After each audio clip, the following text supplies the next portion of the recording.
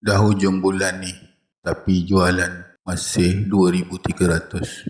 Sedih tak terkata. Macam ni macam mana dengan makan bulan depan, sewa rumah dan banyak lagi. Ya Allah, perlukah aku menjadi introducer pusat zakat supaya bolehlah dapat 230 juta setahun ke, ada kereta mewah, Porsche, Mercedes, Alfa. Tapi itu bukan prinsip aku, ya Allah. Engkau tabahkanlah hati aku.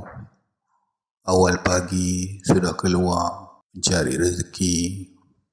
Ya Allah, mudahkanlah urusan rezeki kami. Tapi itu bukan prinsip aku.